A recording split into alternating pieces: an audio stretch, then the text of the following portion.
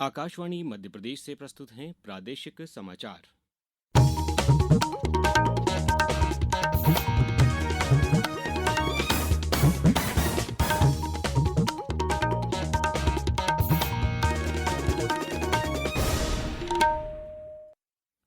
नमस्कार, समाचारों के साथ मैं अभिषेक कटियार। सबसे पहले इस बुलेटिन के मुख्य समाचार। केंद्रीय मंत्रिमंडल ने 18,658 करोड़ की 4 रेल परियोजनाओं को मंजूरी दी। प्रधानमंत्री नरेंद्र मोदी ने संसद से वक्फ संशोधन विधेयक पारित होने को बताया ऐतिहासिक। कहा, पारदर्शिता बढ़ेगी, गरीब मुस्लिम होंगे लाभान्वित। मुख्यमंत्री डॉक्टर मोहन यादव ने कहा, धार्मिक नगरों में पवित्र भाव और परिवारों में स्वस्थ वातावरण बनाए रखने के लिए लागू की शराबबंदी। और प्रदेश में 8 अप्रैल से शुरू होगा 7वां पोषण पखवाड़ा। अब समाचार विस्तार से।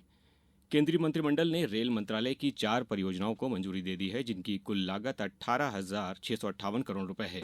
आज नई दिल्ली में संवाददाताओं को जानकारी देते हुए सूचना और प्रसारण मंत्री अश्विनी वैष्णव ने कहा कि इन परियोजनाओं से 3 राज्यों महाराष्ट्र, ओडिशा और छत्तीसगढ़ के 15 जिलों में भारतीय रेलवे का मौजूदा नेटवर्क लगभग 1,247 किलोमीटर तक बढ़ जाएगा। उन्होंने कहा कि इन परियोजनाओं में संबलपुर जरपाड़ा तीसरी और चौथी लाइन, झारसुगुड़ा शासन तीसरी और चौथी लाइन का दोहरीकरण शामिल है। श्री वैष्णव ने कहा कि इन मल्टी ट्रैकिंग प्रस्तावों से परिचालन आसान होगा और भीड़भाड़ कम होगी, जिससे रेलवे के सबसे व्यस्ततम खंडों पर आवश्यक बुनियादी ढांचागत विकास होगा। उन्होंने कहा कि इन परियोजनाओं से 19 नए स्टेशन बनेंगे और 2 आकांक्षी जिलों गढ़चिरौली और राजनांदगांव से संपर्क बढ़ेगा। इससे तेल आयात में भी कमी आएगी और कार्बन उत्सर्जन में कमी आएगी। श्री वैष्णव ने कहा कि इससे लगभग 3 करोड़ 79 लाख मानव दिवसों का सृजन होगा। बहुत ही इंपॉर्टेंट प्रोजेक्ट है। बहुत केयरफुली इसको सर्वे करके इसका डीपीआर बनाया गया है। छत्तीसगढ़ में जो बहुत बड़ी डिमांड आती है नई पैसेंजर सर्विसेज के लिए, मेल एक्सप्रेस, वंदे भारत वगैरह के लिए जो डिमांड आती है, तो इस नए प्रोजेक्ट से रूट का कंजेशन प्रैक्टिकली 0 हो जाएगा। करीब 8,741 करोड़ रुपीस का प्रोजेक्ट है। 21 स्टेशन है, इसमें 48 ब्रिजेस हैं। प्रधानमंत्री नरेंद्र मोदी ने आज थाईलैंड में दक्षिण एशिया और दक्षिण पूर्व एशिया के देशों के अंतर्राष्ट्रीय संगठन बिम्स्टेक की बैठक से अलग कई द्विपक्षीय बैठकों में भाग लिया। श्री मोदी ने बांग्लादेश की अंतरिम सरकार के मुख्य सलाहकार मोहम्मद यूनुस से भी बातचीत की। श्री मोदी ने कहा कि भारत बांग्लादेश के साथ रचनात्मक और जन केंद्रित संबंधों के लिए प्रतिबद्ध है। उन्होंने बांग्लादेश में शांति, स्थिरता, समावेशिता और लोकतंत्र के लिए भारत के समर्थन को दोहराया। बैठक में अवैध सीमा पार करने को रोकने के उपायों पर भी चर्चा की गई। श्री मोदी ने हिंदुओं और अन्य अल्पसंख्यकों की सुरक्षा और सुविधा के प्रति चिंता व्यक्त की। प्रधानमंत्री बैंकॉक से श्रीलंका की यात्रा के लिए रवाना हुए। प्रधानमंत्री नरेंद्र मोदी ने कहा है कि संसद के दोनों सदनों से वक्फ संशोधन विधेयक का पारित होना सामाजिक आर्थिक न्याय, पारदर्शिता और समावेशी विकास की दिशा में एक ऐतिहासिक अवसर है। श्री मोदी ने एक सोशल मीडिया पोस्ट में कहा कि संसद से विधेयक पारित होने से पारदर्शिता बढ़ेगी और लोगों का हित सुरक्षित होगा। श्री मोदी ने कहा कि उनकी सरकार का उद्देश्य अधिक सुदृढ़ और समावेशी भारत का निर्माण करना है। श्री मोदी ने कहा कि उनकी सरकार प्रत्येक नागरिक की गरिमा सुनिश्चित करने के लिए प्रतिबद्ध है। वहीं मुख्यमंत्री डॉक्टर मोहन यादव ने वक्फ संशोधन विधेयक 2025 के लोकसभा और राज्यसभा दोनों सदनों में बहुमत से पारित होने पर देशवासियों को हार्दिक बधाई और शुभकामनाएं दी हैं।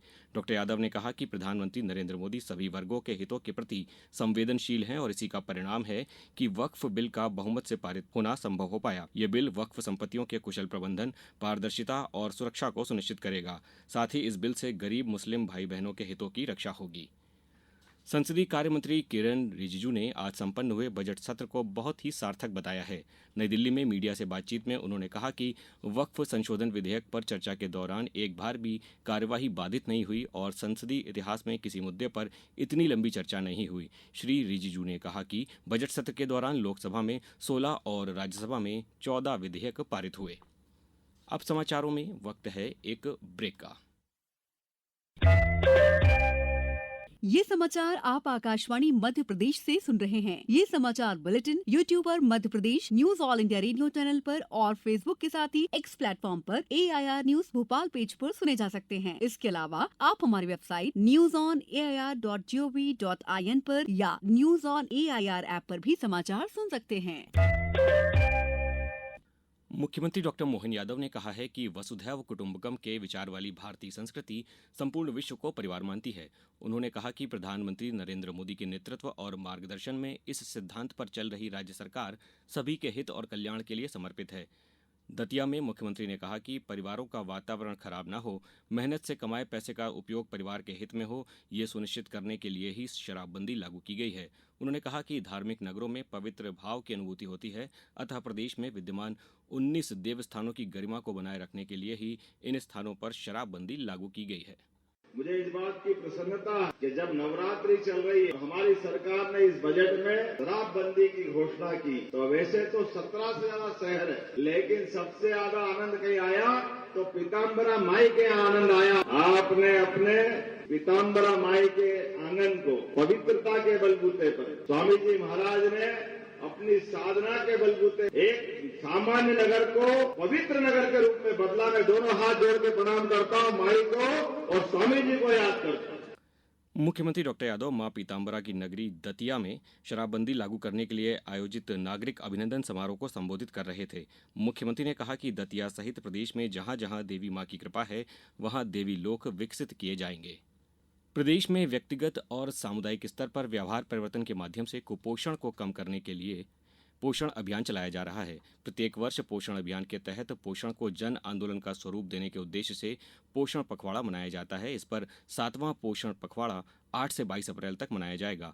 केंद्रीय महिला बाल विकास मंत्रालय द्वारा जीवन के प्रथम 1000 दिवस पोषण ट्रैकर में लाभार्थी मॉड्यूल को लोकप्रिय बनाने, व्यापक प्रचार प्रसार, समुदाय आधारित पोषण प्रबंधन मॉड्यूल के माध्यम से कुपोषण का प्रबंध तथा बच्चों में मोटापे को दूर करने के लिए स्वस्थ जीवन शैली जैसी थीम पर केंद्रित विभिन्न गतिविधियों को आयोजित करने के निर्देश दिए गए हैं। पोषण पखवाड़ा के दौरान सभी जिलों में साइकिल रैली, पोषण रैली, प्रभात फेरी, गर्भवती महिलाओं और धात्री माता एवं किशोरी बालिकाओं के साथ साथ पोषण ट्रैकर में हितग्राही मॉडल पर समूह चर्चा, कुपोषित बच्चों की स्वास्थ्य जांच, एनीमिया जागरूकता शिविर का आयोजन किया जाएगा। भविष्य से भेंट कार्यक्रम के अंतर्गत आगरमालवा अपर कलेक्टर आरपी वर्मा कल ग्राम आवर के शासकीय माध्यमिक विद्यालय पहुंचे, जहां उन्होंने बच्चों को पढ़ाया तथा अपने भविष्य उज्जवल बनाने हेतु मन लगाकर पढ़ाई करने के लिए प्रेरित किया। अपर कलेक्टर ने बच्चों से संवाद करते हुए कहा कि विद्यार्थी जीवन का सदुपयोग करें, अपना लक्ष्य निर्धारित कर धैर्य, लगन एवं कड़ी मेहनत से उसे प्राप्त करें और सुनहरे भविष्य के लिए आज अच्छे से पढ़ाई करना जरूरी है। राज्य आनंद संस्थान द्वारा 7 से 9 अप्रैल तक भोपाल स्थित आरसीपीवी नरोहना प्रशासन अकादमी में आनंद की ओर सार्वभौमिक मानवीय मूल्यों के साथ प्रशिक्षण का आयोजन किया जाएगा। प्रशिक्षण में जन अभियान परिषद, शासकीय विभागों के अधिकारी और अशासकीय सदस्य भी शामिल होंगे। मुख्य कार्यपालन अधिकारी राज्य आनंद संस्थान आशीष कुमार ने बताया कि प्रशिक्षण में प्रदेश के कुल 50 प्रतिभागी शामिल होंगे, जिन्होंने संस्थान की वेबसाइट पर पंजीयन कराया है। आनंद की ओर कार्यक्रम में प्रदेश के नागरिकों को इस विषय वस्तु के बारे में जागरूक करने का प्रयास है। संस्थान द्वारा आनंदकों को इससे जोड़ा जा रहा है, जिससे उनका जीवन आनंदमयी हो और दूसरों को आनंदित रहने की दिशा में भी वे प्रेरित कर सकें। अब कुछ समाचार संक्षेप में।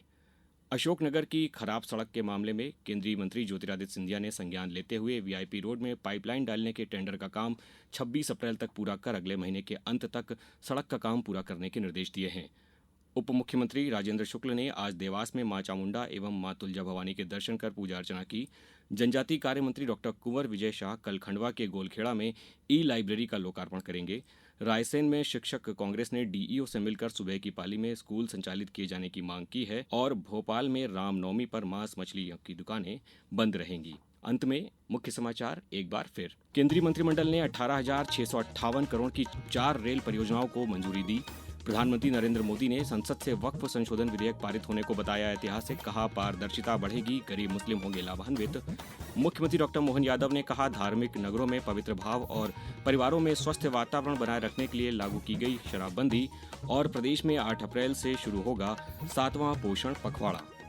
इस बुलेटिन में बस इतना ही। अगला बुलेटिन कल सुबह 7:10 पर। नमस्कार।